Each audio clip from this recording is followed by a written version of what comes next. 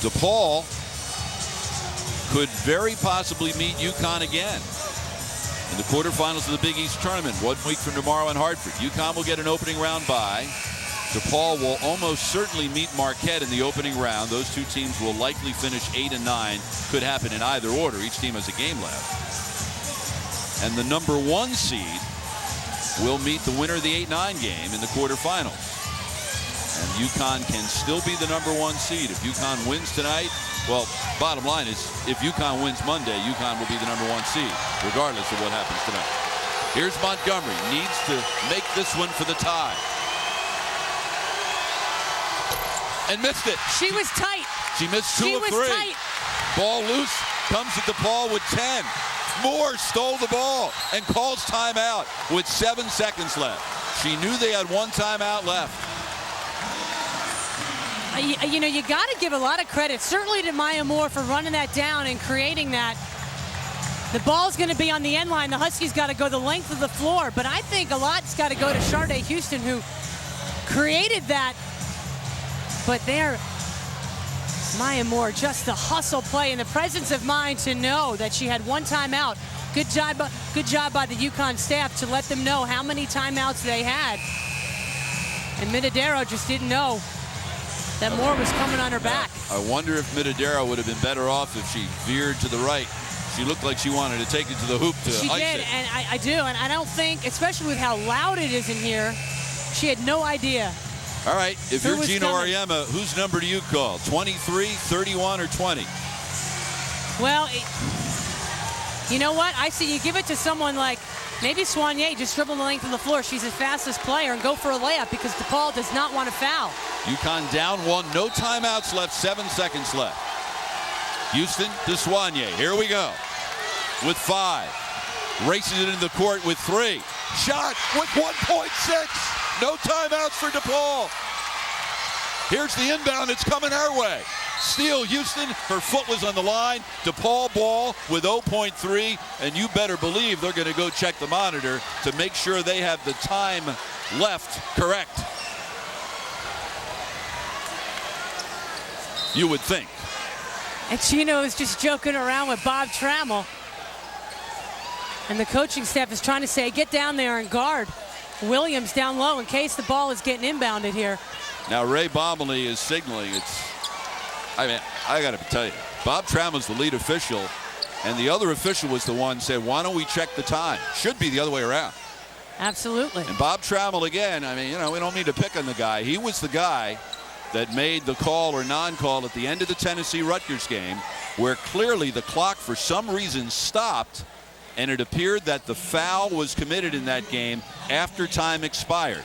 And they never checked the replay in that situation. He was one of the officials down in Knoxville, and as a result, Tennessee made 2 free throws to win the game to beat Rutgers on a foul which appeared to be committed after time and had expired. I tell you what, everyone who watched that game, people certainly around the Big East, it's a sin that Rutgers lost that game as we watch this unbelievable play by Soigné. Look at that. Good call there, partner, for Soigné.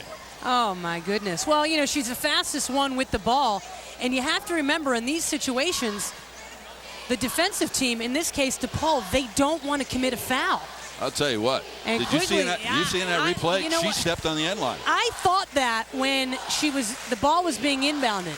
I wondered, wow, is that a violation? And let's see if they actually look at that. Well, I don't think they Bob can. Trammell was not looking down. I don't think they can reverse it. You're not allowed, I don't believe. The rules do not allow you to reverse a call like that if you discover afterwards that they stepped on the line.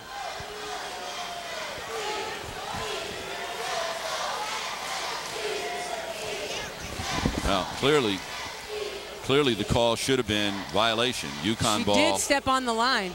But now what they're doing is setting the time right, and they're gonna add more time. It says 0.3, and clearly they're going to add some because there was more than 0.3 when the ball went out of bounds. And it will be DePaul ball on the side. No timeouts left.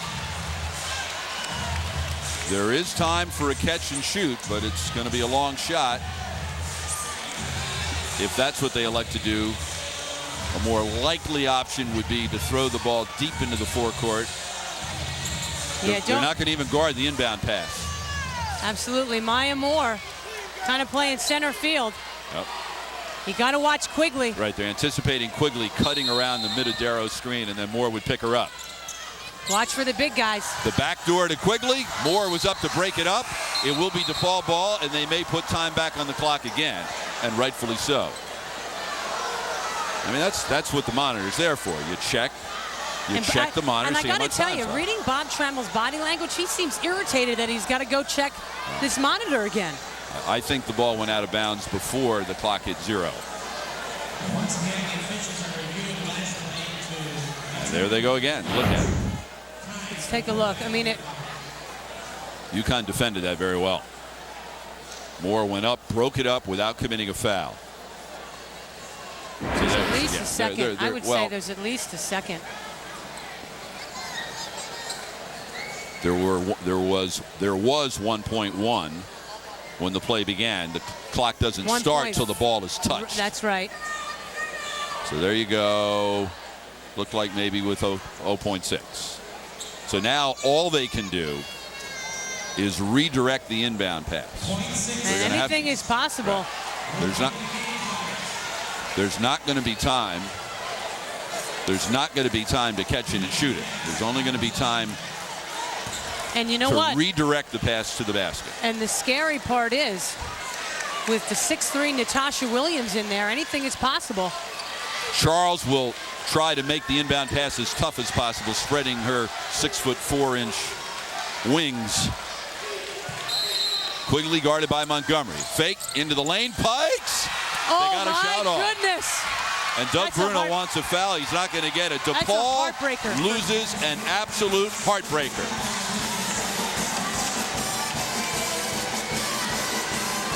I tell you, that absolute heartbreaker. That man, UConn stole a win coming out of here. They did what they had to do down the stretch, but they were outplayed for most of that game.